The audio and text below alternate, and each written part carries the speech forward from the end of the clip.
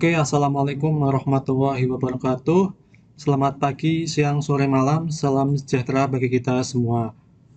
Pada materi kali ini, kita akan membahas mengenai NoSQL atau NoSQL Database. Apa itu NoSQL Database?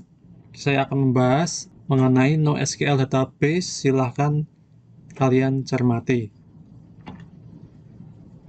Oke. Sebelum membahas mengenai NoSQL, terlebih dahulu kita bahas mengenai RDBMS atau Relational Database Management System, di mana sistem database ini adalah sistem database yang sering kita pakai dan umumnya digunakan di sekolah-sekolah, di kampus-kampus untuk mempelajari sistem basis data. Jadi, RDBMS atau Relational Database Management System ini merupakan sistem database yang terdiri dari tabel, di mana kita tahu sebuah tabel itu memiliki atribut atau kita sebut dengan kolom, dan juga tuples atau kita sebut dengan baris. Jadi, RDBMS itu kumpulan dari banyak tabel yang saling relasi atau saling terhubung. Relasi yang terjadi di RDBMS itu melibatkan tabel-tabel dua dimensi, yang tabel tersebut memiliki sebuah nama, kemudian juga memiliki fitur seperti atribut dan tuple. Oke, untuk database relasional itu memiliki banyak sekali keuntungan sebenarnya. Di antaranya, dia dapat didesain untuk banyak tujuan khusus, misalkan digunakan untuk mencatat transaksi penjualan, digunakan untuk mencatat keluar masuknya peminjaman buku, dan lain sebagainya. Lalu, di database relasional, dia juga memiliki sifat ACID yang merupakan singkatan dari atomicity, konsistensi, isolasi, dan durability.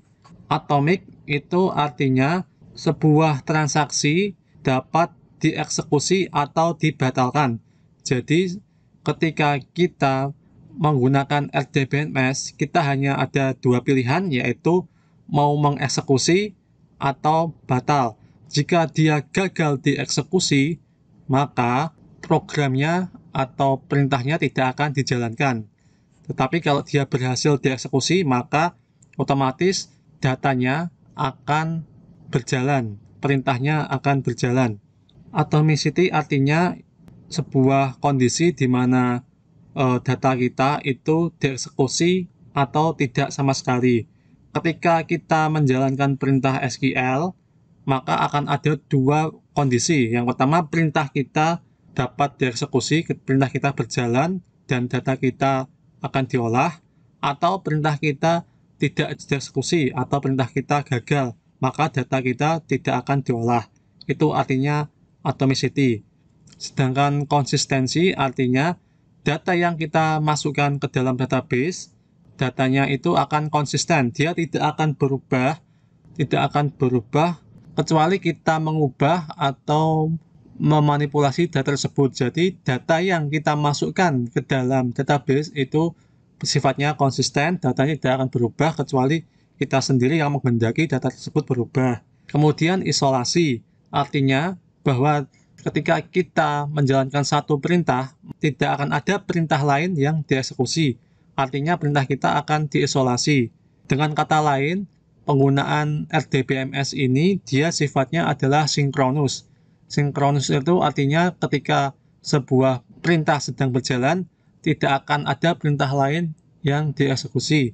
Itu artinya isolasi. Jadi, perintah kita diisolasi, tidak akan ada intervensi dari perintah yang lain. Lalu ada durability. Durability artinya daya tahan. Maksudnya data kita itu disimpan secara permanen di dalam sebuah memori penyimpanan yang biasanya itu disimpan ke dalam hard disk. Dan untuk jangka waktu penyimpanannya itu sangat lama sekali, kecuali kalau perangkat yang kita gunakan untuk menyimpan itu rusak. Oke, itu adalah sifat dari relational database. Lalu ada strong consistency, concurrency, recovery, mendukung mathematical background, lalu dia mendukung perintah SQL, perintah structure query language, dan banyak sekali keuntungan lain dari RDBMS, seperti dapat digunakan untuk pelaporan dan dapat juga dipakai di dalam sebuah framework. Tetapi di balik keuntungan dari relational database, ternyata ada juga kekurangannya. Dan kekurangannya ini memang sangat fatal apabila kita memakainya untuk aplikasi-aplikasi yang membutuhkan resource database yang sangat banyak dan juga aplikasi-aplikasi yang dia berjalan secara terdistribusi atau distributed system seperti itu. Kemudian ini adalah beberapa contoh dari RDBMS. Jadi RDBMS itu sebuah software ya. Ya ini contoh-contoh software yang menggunakan RDBMS. Seperti ada SQLite, kemudian ada PostgreSQL, ada MySQL yang sering kita pakai, ada Microsoft SQL Server, dan lain sebagainya. Nah ini adalah umumnya RDBMS yang kita pakai, utamanya digunakan untuk kuliah maupun untuk bekerja. Nah, sekarang mengapa kita mempelajari NoSQL? Mengapa, apa, dan kapan kita menggunakan NoSQL ini? Alasan mengapa kita menggunakan database NoSQL adalah yang pertama, karena pada database relasional itu sangat susah dalam mengimplementasikan join. Selain susah, juga mahal. Karena kita tahu jika di dalam database relasional itu terdiri dari berbagai macam tabel. Jika tabel-tabel ini berdiri sendiri, tentunya akan sangat membebani server. Semakin banyak tabel yang kita hasilkan, maka datanya semakin besar, sehingga server yang kita butuhkan kapasitasnya harus besar. Jika tidak, maka kita harus mengupgrade server kita. Penggunaan perintah join pada tabel juga akan membuat server kita cepat penuh. Akibatnya, untuk biaya perawatan, untuk biaya upgrade server akan mahal. Seperti itu. Lalu, hard to scale horizontally, kita tahu bahwa di database relasional itu dia belum menerapkan sistem terdistribusi. Jadi, jika satu server penuh, maka dia belum bisa diintegrasikan dengan server lain, sehingga dia sulit untuk dikembangkan secara horizontal. Maksudnya, banyak server saling terdistribusi, saling terhubung, itu akan sangat susah di database relasional. Berbeda dengan NoSQL, NoSQL ini dia dapat terintegrasi antara server satu dengan server yang lain. Kemudian impedance mismatch occurs, jadi nanti mungkin akan terjadi hambatan ketika data yang kita miliki itu berbeda tipe datanya. Apabila data yang kita miliki itu berbagai macam variasinya, sehingga kita akan sulit untuk menarik sebuah relasi di dalam data-data tersebut yang berbeda variasinya, yang berbeda tipenya seperti itu. Kalau di NoSQL, impedansi dari berbagai macam data itu dapat diatasi. Ya, kemudian untuk relational database itu sangat mahal, untuk biaya produksinya mahal, hardware yang dipakai juga mahal, dan untuk maintenance-nya yang seperti saya bilang tadi, ketika ada banyak tabel yang membutuhkan relasi, maka kita harus menerapkan perintah join. Ya, nanti kalau tabelnya ada 5 atau ada 100, kita harus menuliskan perintah join sampai 100, kan capek ya, itu maintenance-nya mahal. Lalu di sini untuk kelemahan dari relational database itu dari segi kecepatan atau performance, tentunya kecepatannya tidak secepat NoSQL. Lalu high availability, karena dia tidak terdistribusi, maka jika server yang dia pakai itu penuh, maka ya ketersediaan dari ruang kosongnya akan berkurang. Lalu, partition tolerance. Di relational database ini tidak bisa dilakukan partisi, jadi kapasitas ruang kosongnya tidak bisa dipartisi. Seperti itu. Ya, ini ilustrasinya kalau di SQL ini dia memang cocoknya ya untuk satu server, tetapi untuk banyak server seperti ini dia ada banyak server yang saling terdistribusi, dia akan sangat susah untuk menangani datanya seperti itu. Jadi cocoknya cuma hanya di satu server saja, tapi kalau banyak server seperti ini untuk SQL, untuk relational database itu sangat susah implementasinya dan perawatannya juga. NoSQL sendiri dipakai di banyak sekali teknologi. Untuk teknologi yang tren saat ini seperti Big Data. Big Data ini tentunya memiliki banyak variasi data, membutuhkan kecepatan, dan memiliki kapasitas yang besar. Untuk Big Data itu paling cocok kita menggunakan NoSQL. Lalu untuk tren cloud seperti saat ini, ya tren cloud di mana kita menggunakan sosial media analitik untuk connectivity yang sosial media analitik seperti ini cocoknya juga menggunakan NoSQL. Kemudian untuk peer-to-peer, di mana kita terhubung antara satu orang dengan orang yang lain, peer-to-peer knowledge, tren tersebut juga menggunakan teknologi NoSQL untuk penanganannya. Lalu karena NoSQL berjalan secara paralel, berjalan secara bersama-sama, berjalan secara sinkronus, maka untuk konkurensi juga paling cocok untuk NoSQL. Untuk datanya sendiri, NoSQL dapat menangani berbagai macam data yang berbeda-beda. Jadi diversity itu paling cocok juga untuk NoSQL. Ya, kemudian untuk cloud, data yang disimpan di cloud itu adalah data terdistribusi, dan kita tahu, kita sudah bahas tadi, kalau data terdistribusi itu biasanya menggunakan database NoSQL. Seperti itu. Kita lanjut. Oke, jadi apa sih NoSQL itu? NoSQL adalah sebuah mekanisme penyimpanan dan pengambilan data, di mana dalam pengambilan data tersebut tidak dibatasi dan memiliki konsistensi yang lebih baik dibandingkan database relasional yang tradisional. Jadi di sini kita dapat menyimpan, dapat mengambil data, di mana datanya itu tidak dibatasi tipe data dan variasi datanya. Lalu untuk secara konsisten itu lebih baik dibandingkan database relasional. Maksud dari NoSQL itu maksudnya bukan kita tidak menggunakan perintah SQL, itu tidak. NoSQL itu artinya bahwa sistem database NoSQL ini tetap menggunakan query SQL seperti pada umumnya, tetapi selain menggunakan query SQL, dia juga menggunakan perintah-perintah atau penanganan data yang lain, seperti itu. Jadi NoSQL itu bukan kepanjangan dari tidak menggunakan SQL, tetapi kepanjangan dari not only SQL, atau artinya dia tidak hanya menggunakan SQL, tetapi dia juga menggunakan teknik penanganan data yang lain. Seperti itu. Itu definisi dari NoSQL. Selanjutnya, kapan dan mengapa kita menggunakan NoSQL ini.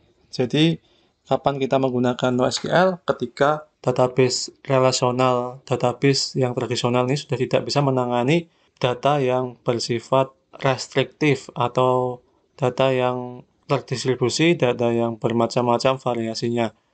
Lalu ketika ACID itu sudah tidak lagi dibutuhkan, ya maksud dari ACID itu sudah saya jelaskan di slide sebelumnya.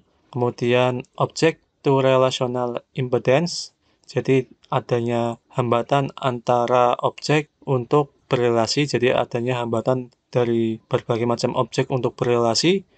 Lalu RDBMS itu sudah tidak bisa terdistribusi dan sudah tidak scalable, sudah tidak bisa dikembangkan lagi. Ketika database relasional sudah tidak bisa dikembangkan lagi karena dia tidak bisa didistribusikan, maka kita bisa menggunakan NoSQL. Lalu loading data from distributed source, artinya kita tidak bisa merekap data dari sumber yang terdistribusi, lalu storing events or temporal data. Jadi NoSQL ini dipakai juga ketika kita mengambil data yang sifatnya temporal atau sementara. Jadi kalau mengambil data yang sifatnya sementara atau mengambil event yang sementara itu cocok digunakan database NoSQL. Lalu untuk temporal data seperti shopping chart, wish list, session data, kalau kita tahu shopping chart ini kan datanya kan sementara ya. Jadi kalau misalkan si pembeli sudah menjual dagangannya dan dagangannya sudah berhasil dibayar, maka otomatis data di shopping chart ini akan kosong. Lalu untuk wishlist juga ketika listnya sudah terpenuhi, maka datanya juga akan kosong. Untuk session data juga, kalau session data waktunya sudah terpenuhi, maka sessionnya akan hilang. Nah, ini cocok sekali kalau kita menggunakan NoSQL karena untuk penanganan data temporary di relational database itu memang agak susah. Ya, dan lain sebagainya. Kapan kita tidak menggunakan NoSQL? Ya, kita tidak menggunakan NoSQL ketika kita berhubungan dengan financial data, lalu data membutuhkan strict ACID compliance, ya ketika data masih membutuhkan ACID, maka kita ya lebih baik menggunakan RDBMS dulu. Lalu untuk business critical data, untuk data yang bersifat kritis untuk bisnis kita, yaitu lebih baik tidak. Oke, ini NoSQL is getting more and more popular.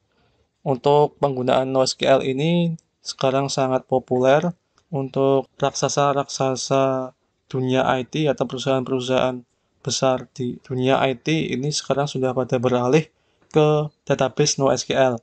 Contohnya seperti kita lihat di slide, ada Google, ada Yahoo, ada Netflix, ada LinkedIn, eBay, Amazon, Facebook. Ya, ini semuanya sudah menggunakan NoSQL. Khusus untuk Facebook, karena dia sosial media, datanya itu tersinkron, terdistribusi di mana-mana, maka dia pastinya menggunakan NoSQL. Seperti itu.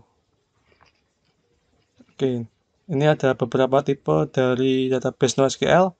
Jadi seperti yang saya bilang tadi, bahwa database NoSQL ini penanganannya tidak hanya menggunakan SQL, tetapi dia juga bisa menggunakan key value per base, column base, document base, graph base, dan lain sebagainya. Ada yang search base, dan lain sebagainya. Ya, di sini kita akan membahas mengenai empat classification dari tipe NoSQL. Yang pertama, kita bahas mengenai key value per base. Konsep dari key value per base ini mirip seperti dictionary pada Python, di mana dia mempunyai key dan value. Jadi, key ini merupakan kata kunci yang nanti ketika key-nya dipanggil akan menghasilkan sebuah value. Jadi, untuk konsep pada key value per base ini, itu biasanya digunakan untuk mengakses data yang butuh kecepatan. Jadi jika kita butuh kecepatan dalam mengambil data, sangat disarankan kita menggunakan model key value ini. Karena dengan kita memanggil key-nya saja, kita akan mendapatkan data value-nya. Seperti itu. Jadi penggunaan key value ini sangat penting ketika kita ingin mengambil data dengan kecepatan tinggi. Jika kita memang ingin si user ini dapat mengakses data dengan cepat. Biasanya untuk key value ini digunakan untuk menyimpan session information, menyimpan user profile, preference, kemudian shopping chart data. Biasanya digunakan untuk itu. Untuk contoh database yang menggunakan konsep key value ini ada CouchDB, Oracle NoSQL Database, React, dan sebagainya. Nah, ini adalah contoh-contoh dari database NoSQL. Jadi database NoSQL ini ada banyak sekali contohnya. Nanti ada lagi yang modelnya column base, itu juga ada database NoSQL-nya sendiri. Contohnya ada Cassandra, kemudian HBase, Amazon DynamoDB, dan lain sebagainya. Nah, ini untuk konsep column base ini juga berbeda konsepnya. Kalau tadi key value itu ada key dan value, kalau column base ini datanya terdiri dari banyak sekali kolom. Jadi nanti kolomnya ada banyak, ada ratusan, ada ribuan. Ya, setiap row ini bahkan memiliki kolom yang berbeda. Setiap baris itu memiliki kolom yang berbeda. Kita menggunakan column base ini jika kita ingin membuat content management system, ingin membuat sebuah platform untuk blog, kemudian untuk log aggregation. Nah, ini bentuknya, konsepnya bentuknya seperti ini, ada row, ya setiap row ini memiliki kolom yang berbeda-beda. Ini adalah konsep dari column base. Kemudian ada document base. Untuk document base ini nanti datanya itu disimpan dalam dokumen. Jadi kalau kita menggunakan dokumen itu sendiri kan bisa kita update ya, bisa kita hapus, kemudian kita tambahkan isinya. Jadi ini datanya ini sangat fleksibel sekali. Di sini kita juga menggunakan key value. Di dalam dokumen base kita juga menggunakan key value. Jadi datanya dalam bentuk dokumen dan biasanya itu dalam bentuk JSON. Jadi kita akan menulis datanya dalam bentuk file JSON. Nah, untuk dokumen base ini juga dapat digunakan untuk content management system, untuk blogging platform, untuk web analytics, real-time analytics, dan e-commerce application. Contoh dari dokumen base itu ada Lotus Notes, ada MongoDB, ada CouchDB, ada OrientDB, ada RavenDB, dan lain sebagainya. Nah, ini adalah contoh dari dokumen base. Bentuknya JSON, dia juga menggunakan key value juga. Ya, ini nanti kalau key-nya dipanggil akan, ini key-nya seperti ini. Key-nya kalau ini dipanggil, key-nya, kemudian datanya akan muncul. Seperti itu. Ini ditulis dalam bentuk JSON. Dan untuk praktikum nanti kita akan menggunakan konsep dokumen base. Nanti kita akan menggunakan MongoDB. Seperti itu. Lalu ada graph base. Untuk graph base ini bentuknya adalah graph, bentuknya adalah diagram, bentuknya itu seperti cloud yang saling terhubung. Nah, dia itu terdiri dari banyak entity yang saling terhubung, yang saling berrelasi. Jadi terdiri dari banyak entity, bentuknya graph, bentuknya seperti cloud seperti ini. Ya, terdiri dari banyak entity, misalkan entity Martin, entity Pramod, dan lain sebagainya. Biasanya digunakan untuk sosial media, karena memang bentuknya seperti ini, bentuknya seperti cloud. Ini contohnya untuk social network, untuk spatial data, untuk routing information, dan lain sebagainya. Biasanya database yang menggunakan tipe ini ada Neo4j, kemudian ada Infinite Graph, ada OrientDB, dan FlogDB. Ya, itu adalah beberapa tipe NoSQL yang kita bahas pada pengenalan NoSQL ini. Sebenarnya ada banyak sekali jenis-jenis NoSQL, tetapi tidak saya bahas satu persatu. Silahkan kalian cari di Google atau di sumber bacaan yang lain. Oke, ini adalah manfaat dari NoSQL. Yang pertama adalah murah dan mudah untuk diimplementasikan. NoSQL ini rata-rata itu open source, jadi tidak berbayar dan kode sumbernya dibagikan gratis.